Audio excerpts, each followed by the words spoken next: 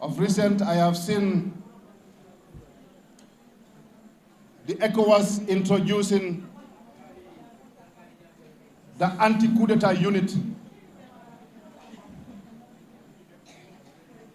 Ñu ne pour coup d'etat dafa war a stop ku ko def, they will form a big unit ñu ñëw attaque la.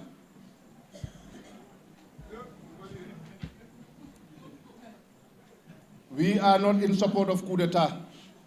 Let me make that very clear. And I want them to hear this. We are not in support of coup d'etat. I was a member of the Pan-African Parliament and have advocated strongly for us to introduce a term limit to make sure that we do away with coup d'etats in Africa, especially in West Africa.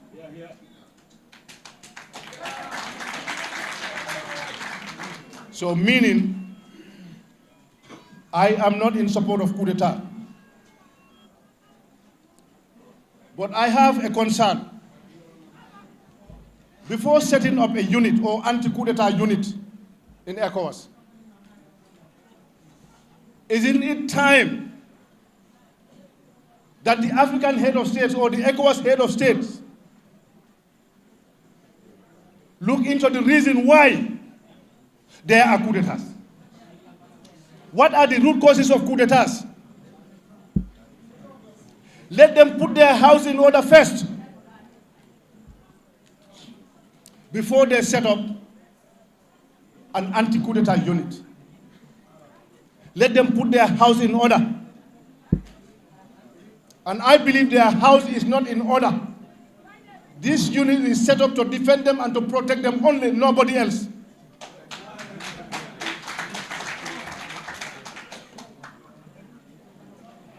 What is more coup d'etat than your national constitution gives you 2-term limit, 5 years, 2 terms. After serving 10 years, you want to change the constitution for another term. Is that not a coup d'etat?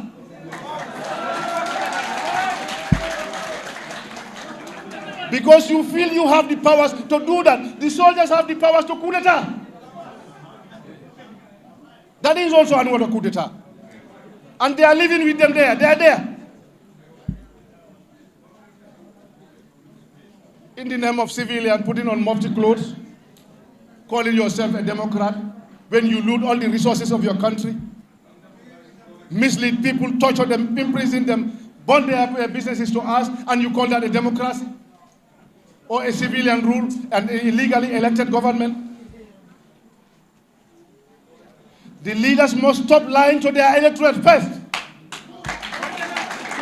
They must stop the corruption. They must stop looting our resources.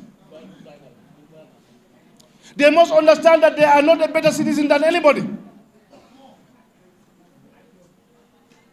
They are given a responsibility, a role to play to help develop the countries and make sure that there is peace and tranquility and respect the constitution of the country. But this is not happening. Example is this government. This government has lied to people in 2016 that they are going only for 3 years. Was that not a lie? Who asked them to tell people that we are going for 3 years? Were they forced to say that? They went around the whole country, lied to everyone. When the people started reminding them, this is what you promised us, they threw tear gas on them. And the president is bragging, yes, when I threw tear gas in them, they never came back.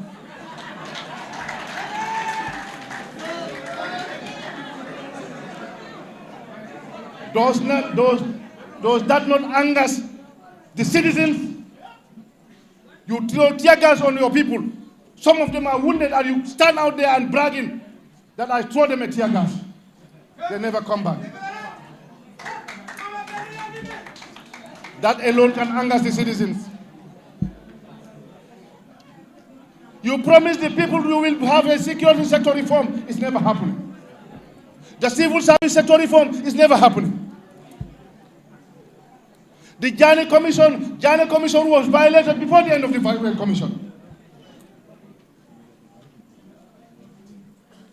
When you take all the assets of the former president, and now you are busy buying assets, your days are coming. I thought they should have learned, or they could have learned from this. Unfortunately, they are not learning.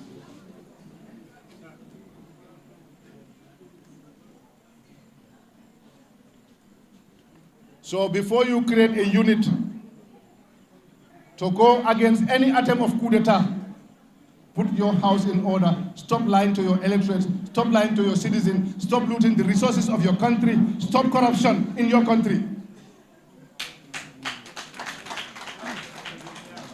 And then you can talk about anti-coup d'etat.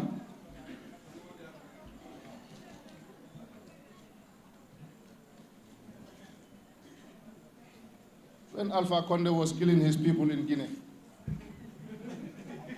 after serving 10 years, he said it was not enough. I want to serve another term. During the process, so many Guineans were killed. And I did not hear any ECOWAS going there or condemning him. You know why? Because Guinea was too big for them, or Alpha was dancing to their tune. Because I think that was why the small Gambia was surrounded all sides by soldiers and guns in 2016. Because Gambia was small, or Gambia is a small country, and Jammeh was not dancing to their tune.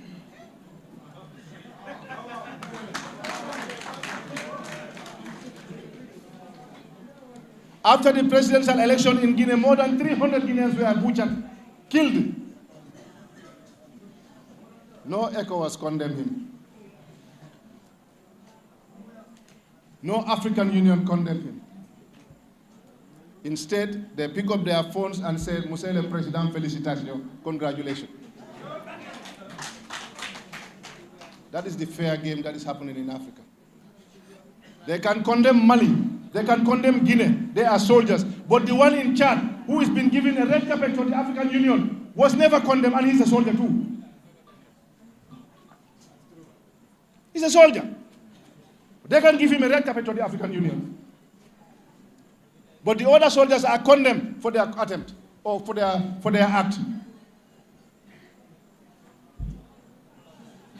Where is the fairness in ECOWAS or in the African Union? They are not representing us. I believe they are representing themselves. So we are calling them to remember that power belongs to the people. Alassane Ouattara knows how he came into power with Gbagbo. He knows. But he finished his 10-year term, he changed the constitution for another term. They are there with him. Nobody condemns him. They are not there to condemn him because he's dancing to their tune.